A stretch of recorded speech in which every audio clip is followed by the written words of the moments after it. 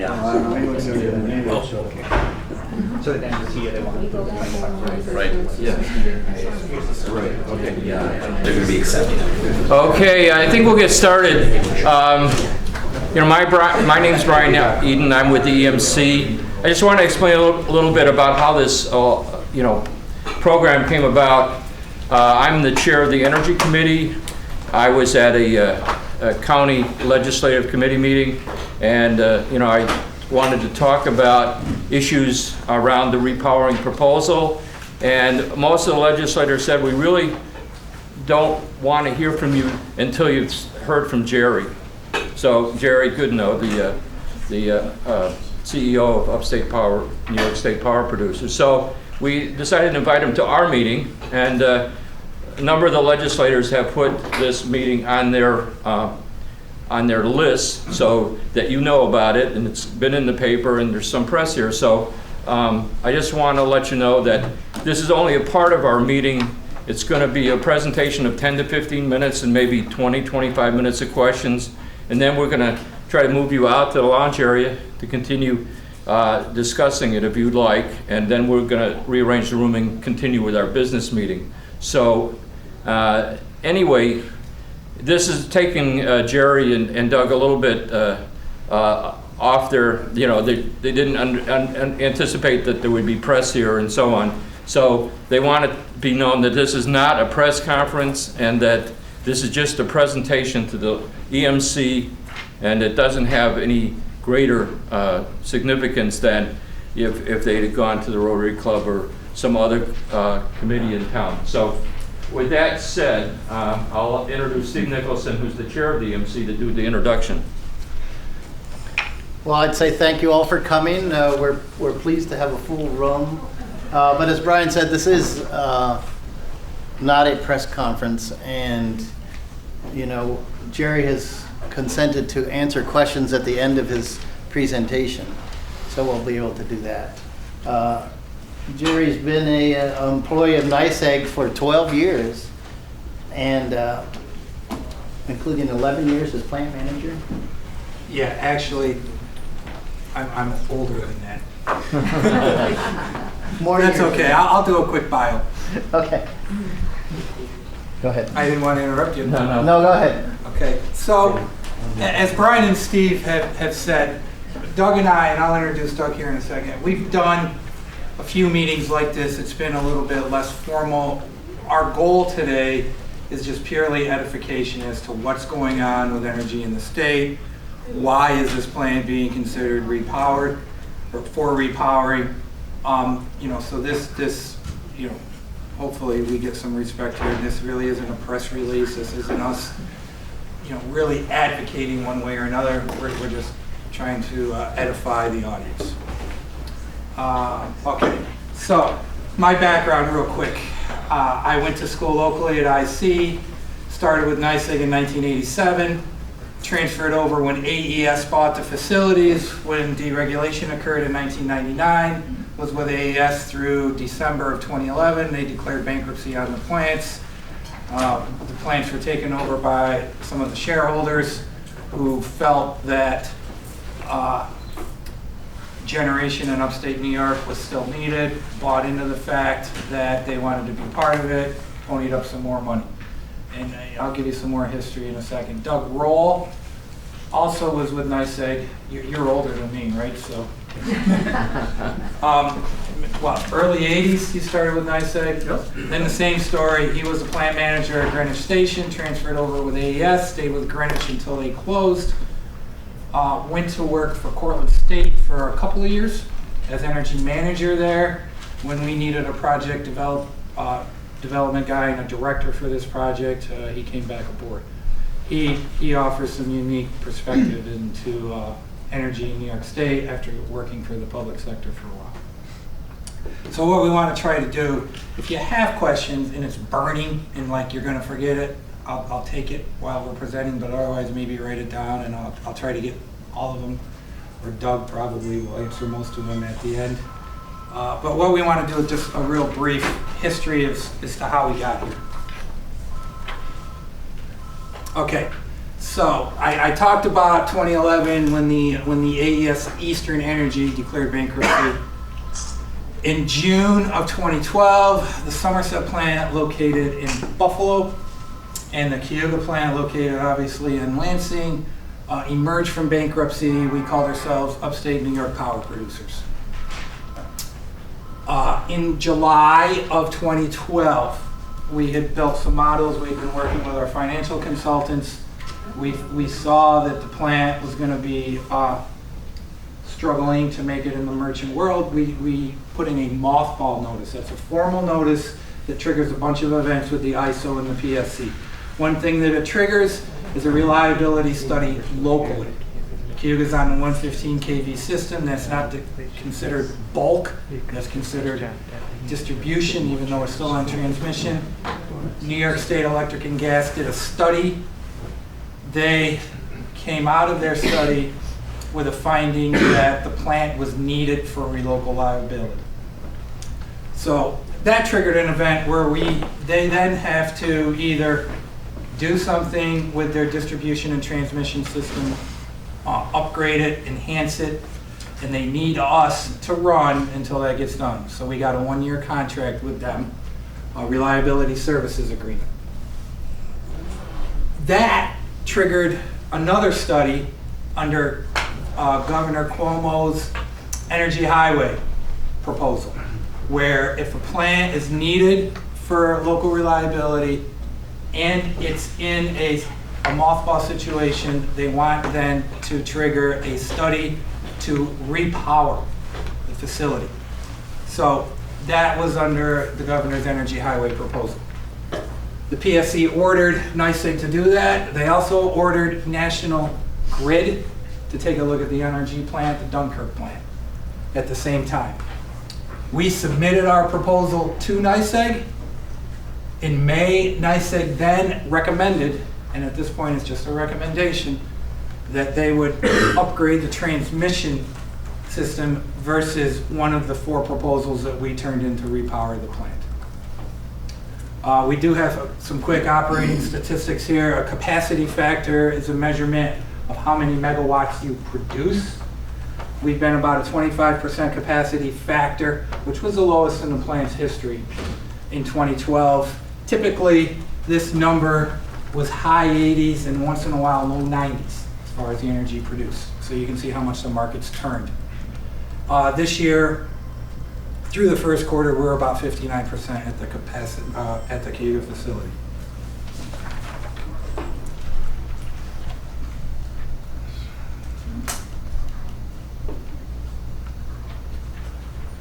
Okay, so I've already mentioned this first bullet.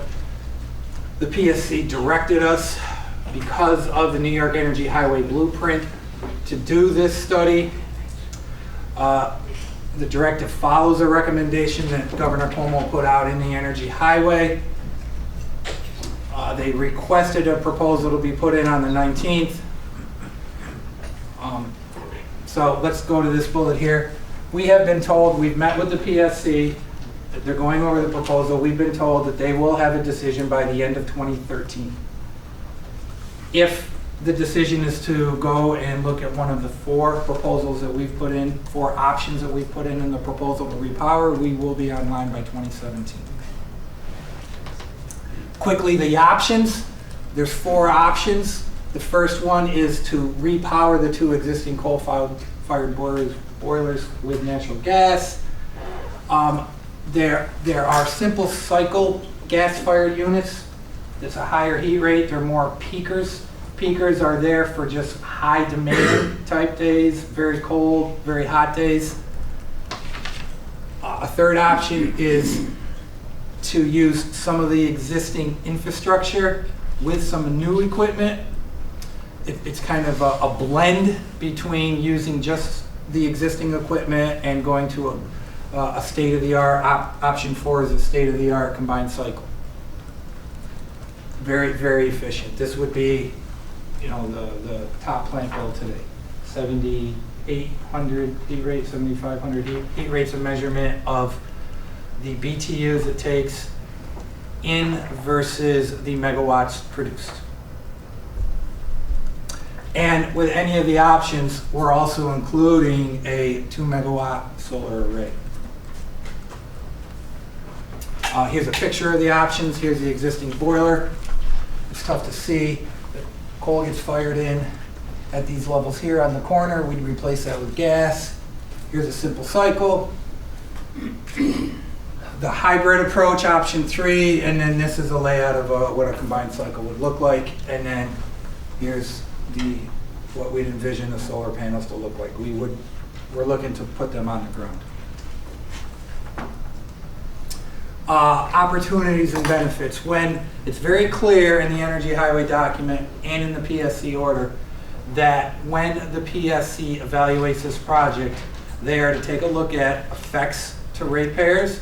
They are to take a look at effects to the local economy, the spend in the local economy from the plant and the transmission line, if there is any spend from it, the effect on property taxes, the effect on jobs. So in our proposal, we laid out exactly what the effects of keeping the plant running. High-tech permanent jobs in the community, 563 construction jobs, and up to 90 permanent jobs when the indirect impact is considered. Here's a current tax base it pays. And we actually have the spend here today. We did this the other day. We went through our books, and so far today we spent about $4 million in the local community just in the first 5 months of operation this year.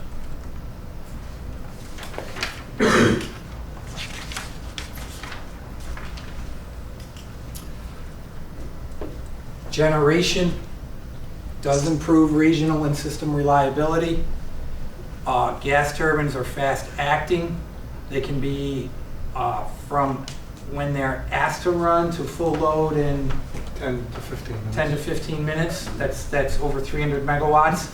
That's compared to the coal plant today, which still does a pretty good job, but it's about a 13-hour start time. So one of the things that we have done a lot of work on, and Doug has done a lot of homework on this, is especially option 4 in this proposal, it's actually an enabler for renewables. When it's like today, raining, and solar perhaps isn't producing what it should be, or there's no wind, the turbines can react quickly and fill that gap. And then when the sun and the wind would come back, the turbines can back off. Increases the power quality of the grid. Voltage in the area tends to sag at times, and generation can help with that, producing bars to stabilize the voltage situation. I've already talked about how it can enhance the trek towards renewables. It promotes sustainability. It would be a brownfield development versus, invading the habitat of a greenfield. We've got a site up there already. This is another key to me, and that is, we are starting to import more and more electricity into New York. They just, what's the name of the line? THP? Yeah. I think it's THP. They're adding 600 megawatts under the Hudson Bay from PJM. That's coming online in July. That's another 600 megawatts we're importing into the state. From Pennsylvania. Yeah, from Pennsylvania. We feel that generation within New York is a better alternative than that. High efficient, low cost, clean energy available to the grid at a low cost for all ratepayers. And I talked about enabling renewables. We have included this table. Now, folks were asking, and I forgot to answer this question about this presentation. We'll get it to the chair of the committee. You can get to this case.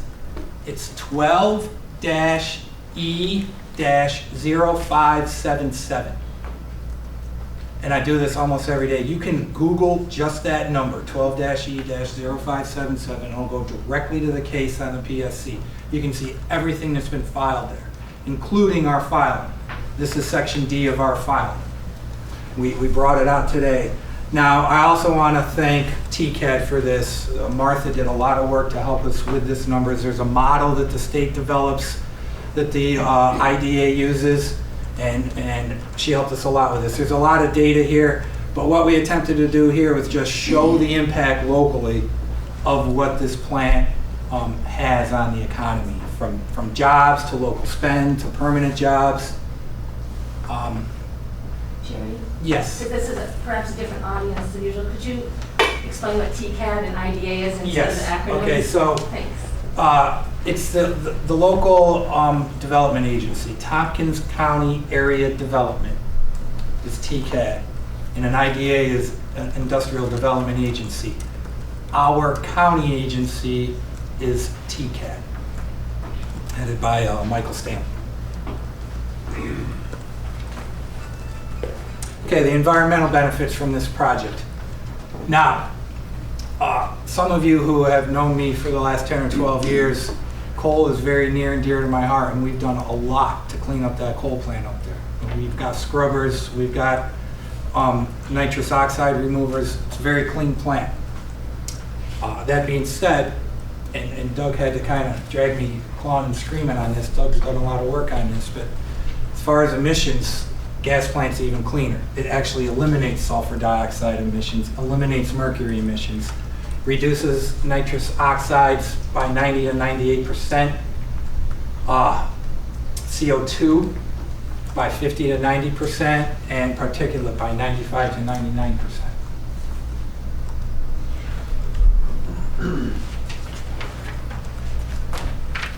Okay, the last part of this, and I'm going to go through these pretty quick, but we have gone through NYSEG's analysis. We think there's some gaps in it. We've pointed those gaps out to a few folks. PSC's reviewing it. You know, when they handed in their analysis, which again is on the site, it was filed, they really didn't spend any time at all looking at the local impact, and that's actually in the order for them to do. And the legislature, during the budget session, actually codified that into law, that these types of projects need to have all the local economics looked at during the evaluation. So we wanted to make sure we pointed that out when we met with the PSC. Some other things that are kind of are important to know about retiring this plant. Okay, that doesn't mean the megawatts just go away. The megawatts are still needed. They're beefing up the transmission line because they need to get the megawatts in. So there's a cost to that. And we think that NYSEG may have underestimated that cost a little bit when they went through their analysis. So it's kind of important for people to understand that that doesn't mean that, okay, we did transmission, we don't need to produce energy anymore. That energy is going to get produced from someplace. And there's a cost to that, and we think we can do it very inexpensively.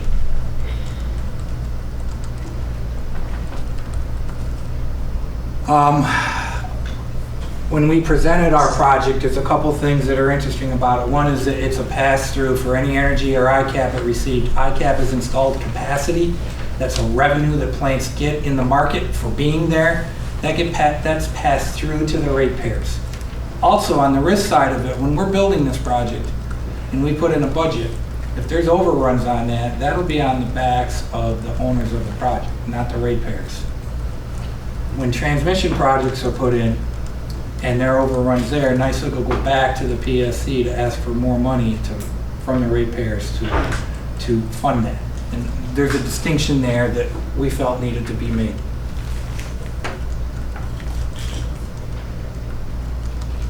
So this is the last one, and just summarizing, I'm repeating a little bit. So when I walk into a meeting or if I write a document, there's a few goals. So if there's any goal that I had today for you guys to walk away from, one is to understand how we got here. This was a directive from the PSC that followed the governor's Energy Highway Blueprint. A distressed plant in a reliability need area, you must look at doing a repower study. And that's what we've been fulfilling. We think it's actually a good idea, modernizing the system. Like we've talked before, most of the renewables are going to come from the western part of the country, western part of the state. And we think that this plant can be an enabler for those. Of course, the retention of jobs and the spend in the area is important, including the tax base. Before we ask the questions, what I miss? Did I get it all? Okay. So, Okay. where's Carolyn? Yeah. I think I'll just start from this row back. I saw a hand up here. I'm a local resident engineer who's, I guess I'll just say, I've had an idea for when I heard you guys were shutting down and so forth of maybe an ambitious, enhanced or alternate proposal that I would like to get your reaction to. Sure. Which would be to have a pumped hydro facility there. A pumped hydro energy storage facility. Yep. And basically what you would do is build a half-square-mile reservoir in the hill above you. That would allow you to store 4 gigawatt hours of electricity, of energy up there to be generated into electricity. And you could, basically, the idea is that you can buy wind at night when there's very little demand for it, pump water up. During the day when the demand is high, let the water come back down and make some money. On top of that, you could actually put 150 megawatts of solar power on pontoons on the reservoir up there. It's obviously an ambitious plan that has to be studied in more detail and so forth, but it seems like it's an opportunity for you guys as well as to meet the renewable energy goals of some people in the community. So I was wondering if you have any, or if you've considered this. Are you familiar with the Gilboa power plant? Is that over in the Catskills? It's a pump storage plant, Yeah. and that's how it works. It's an idea. The need right now is 300 megawatts out of this facility. I'm sorry? 300 megawatts. That would be a tall order to fill that with just pump storage. Well, I think, how much do we produce over at the Catskill plant? Do you know how big the Gilboa plant is? I thought it was 20 megawatts. I would think It's an idea. It's the same ballpark, or by my calculation, you have 4 gigawatt hours up on the hill there, and you can run 12 hours and you get 300 megawatt continuous. Thank you for your Okay. comment. There's a lot of hands up, so I think it's been noted. And so just go in the next row, a woman in the black. Okay, yeah, I mean, two things. One of which is, I think you have to be careful when you say it's cleaner. When you're talking about natural gas, you have to think about fracking and the full life cycle. And I know you're familiar with Ingrafia's and Howard's work on all of that. So there are serious greenhouse gas problems once we go to natural gas. The other thing is sort of along the line of what he's saying. It seems to me that you've been given a false choice. You've been sort of told you either have to close down the plant or go to natural gas.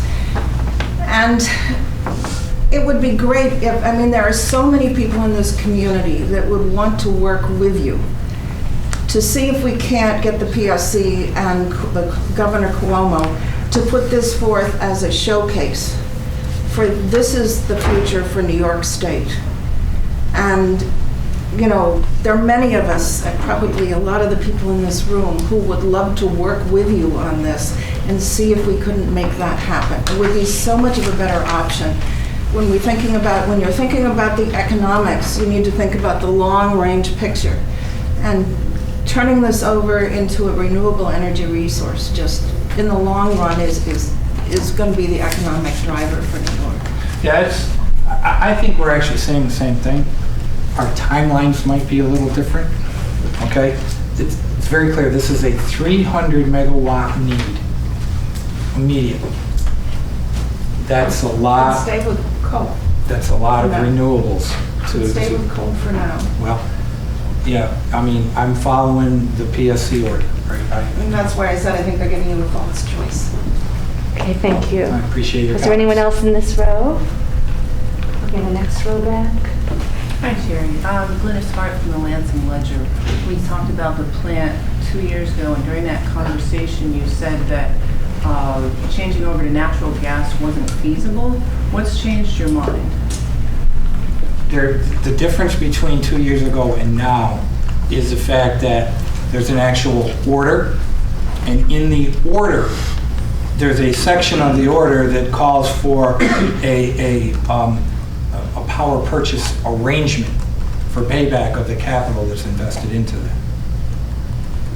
So is there government assistance for? Not government assistance, this would be So where would- through, so the concept behind this, ratepayers are gonna pay for something, okay? It's either gonna be a transmission upgrade, or it's going to be to repower the facility, Right. okay? So ratepayer coverage for this. If you were going to natural gas, you would have to hook into the Dominion pipeline. I mean, what are the logistics of doing that? I mean, it looks, I've got a map, and it looks like there's kind of a spur that goes up into Tompkins County. Would you, I mean, have you looked into what that pipeline would entail? Sure, it's about an 18-mile, distance. It would probably be in the, what's my Freeville area. Sorry, we just talked about it. Towards Freeville looks like where the lateral would be the most, kind of the closest to get to. And, we would have to go through an Article 7 process, Public Service Commission, to site the gas pipeline. Is there anyone else in that row? Any hands? And the next row back. Jerry, is it A or B? Is it upgrade the transmission line or repowering the plant, or why, irregardless of letting NYSEC upgrade the transmission, if you are highly efficient, low cost, clean energy at a low cost, why not repower the plant anyway? Well, the order is written as an or. But if they upgrade the transmission line, you guys could still decide to upgrade your plant, you just wouldn't get a subsidy from NYSEC? You'd have to survive in the merchant market. Right. Yeah, you'd have to go out and finance that. You'd have to go to a bank and say, here's how I'm going to make my money back. Probably in today's market, pretty highly unlikely. That's why 2 years ago I answered. So without the PSC ordering some money from the ratepayer to subsidize your upgrade, you couldn't do it on your own probably? Probably, yeah. Dave. Hello, David Marsh, President, Tompkins Cornell Village Trades Council, also business manager for Laborers Local 785 on 622 West State Street. 1,000 members, many of which are working in the gas industry, which probably doesn't sound well with some folks here, but it is a job generator. Excellent jobs, 60 to 80 to 100,000 a year.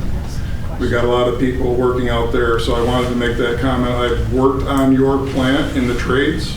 Probably some of the other tradespeople in this room have. I know employees who work at the plant and make their living, the 90 employees you're talking about. I study this industry closely from the perspective that I live with, which is it safe and does it create revenue? Is it cost effective? Is natural gas cleaner? All of those factors. I do a lot of reading just like a lot of folks in this room. We support this project, this repowering. We think it is a much better alternative to depending on the infrastructure, the transferring of power from Canada or Niagara Falls or Ohio or Pennsylvania, which is, by the way, building natural gas power generation plants, and that's where that new power is coming from. Because we want local power, we want local jobs, we want the revenue for the school districts, school district, I should say, and county and town municipalities. We want the jobs. And we think this is going to be a much cleaner power burning plant. And to that end, this is my question is, can you tell us, you touched on a little, but why is coal no longer competitive for you at this plant? That's the real question I have for you today, is, and that goes to the answer to some of the other questions about why do we have to do this, or why is this being brought forward now? Yeah, that's a good question. So to dispatch these plants that are merchant, you bid into a market every day, and that's another 2-hour meeting. So let's just keep it at that level for now. It's a market. It's through the New York Independent System Operator. What you're bidding is your cost to produce energy. That's mostly fuel for all these merchant plants. So it's really coal competing against gas. They both do this. Okay, well, gas sat last year at $2.10. Did it ever go below $2? I don't know, anybody follow me? It's very close. Yeah, it did go. It was below 2. And at $2, gas knocks out anything at all that they can compete with. And we thought, okay, we just got to honker in and hang in there. Well, it stayed at $2 for quite a long time. That's why we're not competing right now. We've seen this be a very, very global market in a very short period of time. In the time that we've owned these plants since 1999, we've seen coal go to China, go to South America, go to Australia, and actually gas is probably headed that way as well. Right. So we're going to be competing globally, and that, you know, that's hard for us to do when you're just sitting there and you're the end user for, you know, buying the product. Can I ask one more question? It's important. The governor's proposal to have regional power plants. Could you just touch on that briefly as well? Well, it's an energy highway proposal. Okay. It's a very thick document, 160 pages. Doug, you've slept with it. And in it, there's a section of it that's very specific about the situation we're in and the situation the Dunkirk plant is in out west, and that is a reliability need locally and a plant that is distressed. We'll go through a repowering study. Does that answer your question? Well, I would just like to add real quickly, and I know you're trying to move it along, that he reacted to Storm Sandy by saying it is clear that in order to power regions, when we have such substantial storms such as Storm Sandy, that we have to have regional power stations. And this actually is just contrary to that commitment supposedly the governor was making. So I find a lot of this to be contradictory, but that's how this goes. I'll just hold that as a statement. I'm done. Anyone in the back, I'll take you and then I'll come around to you, sir, in the green. Well, I was pointing to the young man right there. Great. Yes. Okay, I'm with Shale Shock, and we actually came up with a series of questions for the Environment Management Council, so you guys can look them over. I guess one question I have, I read the NYSEG's response to your proposal on the DSC website, and they were uncomfortable with it because it relies on natural gas and they think the price will fluctuate. And so if you're kind of banking on low prices, I'm wondering whether you're assuming that there'll be intensive fracking in New York State, in the Marcellus, more generally to keep those prices low, and like whether you considered the sort of externalities like people's health and water that are going to be sort of shoved off to keep those prices low. And sort of just generally another question maybe more towards the Environmental Management Council is why NYSEG, why the Business Council of New York State, why the Sierra Club, all groups that oppose this project aren't here today, but I'll put that aside. My question to you really is, can you just respond to NYSEG's statement that it's not going to be financially viable because of the fluctuation of natural gas prices? I will tell you how we did the forward. We had to come up with a 20-year project plan. We're not marketers, so we actually hired that part of it out to a company who specializes in developing an energy forecast out 20 years. That's the numbers we use. So those numbers might actually just assume a sort of intensive fracking and environmental damage throughout the southern tier of New York State. That's what you're saying. No. I'm saying I hired a company to give me a 20-year forecast. Okay, man in the green, and then I'll get to you, ma'am. I was just wondering, the stuff, the 600 megawatts is coming online this July, I think you said. Mm-hmm. Is that from natural gas fired stuff in Pennsylvania? That's from the PJM pool. So we're under the New York ISO. Right. There's a pool below us, south of us, Pennsylvania, Jersey, Maryland. It's not identified what's supplying it. It's just it's coming from that pool. You can go online and educate yourself as to, they'll have a pie chart and they'll show you exactly the installed capacity of the megawatts in that region. Coal, natural gas, there's got to be some nuke down there, right? Have you looked at that? So I can't specifically answer that, and I'm not sure even our ISO can answer that. It's just going to be 600 imports out of that area. More than likely, it's natural gas driven, would be my assumption. I can't answer that. I don't know. I don't know. What you can say, and this jumps to another whole topic that will take a long time to discuss, but there's an initiative out there called the Regional Greenhouse Gas Initiative. Anybody know of that initiative? Good. You should, for the committee that you're on, okay? Very good. It's really the CO2 program. Yeah. It's not a policy, it's not a piece of legislation, it's just an initiative that 10 states got together. It does not include Pennsylvania or Jersey. So my point being is that we're a RGGI state, so we'd be under that program. You know, 2 out of the 3 states in the PJM market would not be supplying a RGGI megawatt. My whole point really to that, asking the question is, if they're going to burn it there, you may as well burn it here anyways. I mean, the resource is here. It's all about getting the infrastructure in place to use the resource. I think that's why people are worried about it. We don't want the infrastructure here until we know it's safe or not. We don't care about jobs if we don't have a future. Thank you. I'm watching our time for our meeting. Yes, ma'am. Hi, I'm Hillary Lambert. I'm a Dryden resident and steward or executive director of the Cayuga Lake Watershed Network.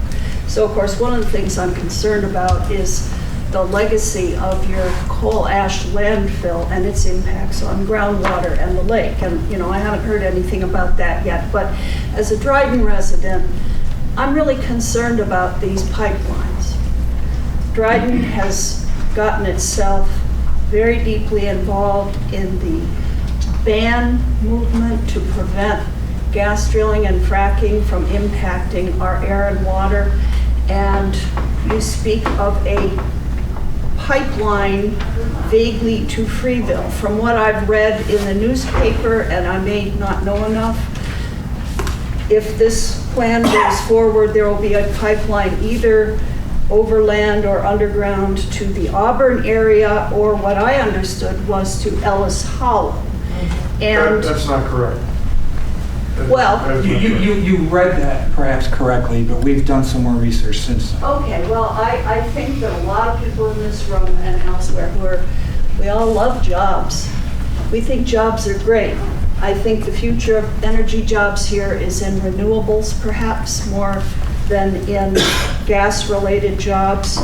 But I think a lot of people here will really want to know a lot about the pipeline proposals in a lot of detail, and you will hear a lot from us in our concerns over that. Thanks. Thank you. Mr. Chair, how many more would you like to? We can do a few more. Okay. I'll come forward. Just to follow up on that last question, what are the changes to the pipeline layout? What's changed with that? Well, I think in general terms, when we discussed it in previous meetings, you know, we mentioned, you know, we're aware of the compressor station that's in the Ellis Hollow area. So it's probably, it was miscommunicated, probably. So really nothing's changed except, you know, we're pretty confident that the lateral would be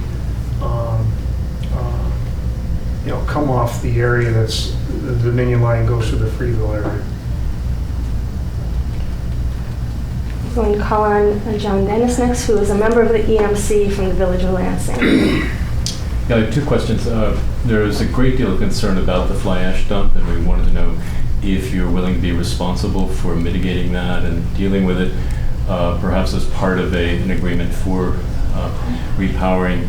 And second, have you read Jacobson et al., that was published in Energy Policy? And I'm wondering, this sort of follows up on Milt's question about renewables. Could you use those technologies as a way of a third approach to redeveloping this site? Sure. First question first. I've been taking responsibility for the fly ash landfill ever since I've been at that place. Have you visited it? I've been close to it. I haven't been on top of it. Yeah, it's a state-of-the-art landfill, double composite line, wells above and below. We monitor the wells. We check for leakage. It's a very safe system. Second question, yes, I have. And every time that we've gotten that answer, I continue to come back to a 300 megawatt need immediately. Okay? And the way to get there to the land of renewables. Well, actually, immediately would be in 4 years, I guess, since you're saying your option would be available in 2017. But we're currently under a contract to fulfill a 300 megawatt need.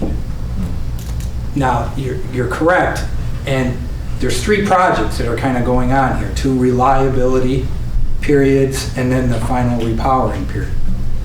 But even 4 years out is pretty much immediately. We've looked hard. Doug actually has, how much?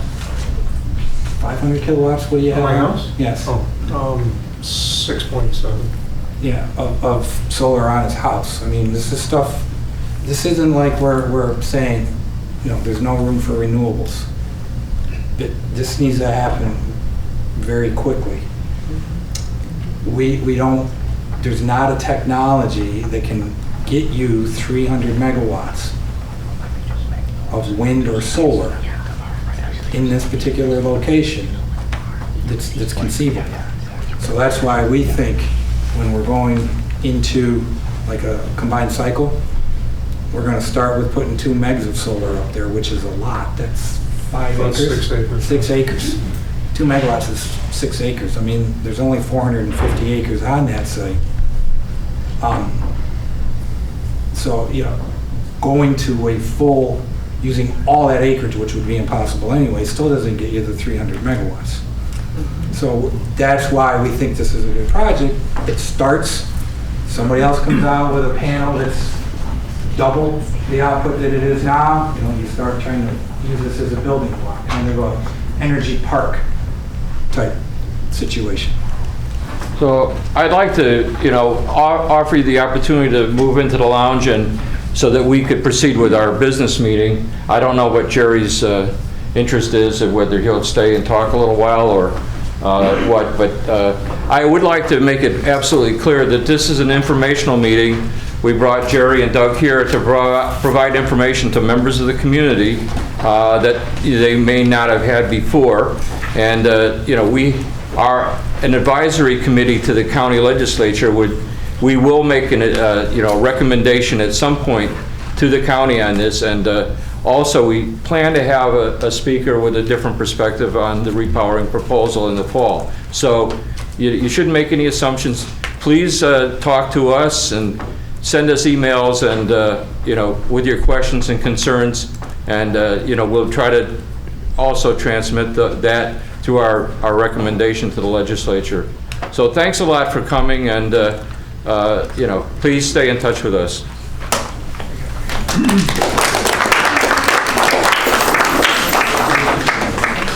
Is the EMC planning to discuss this issue today? No. But the meeting is public, you're welcome to stay.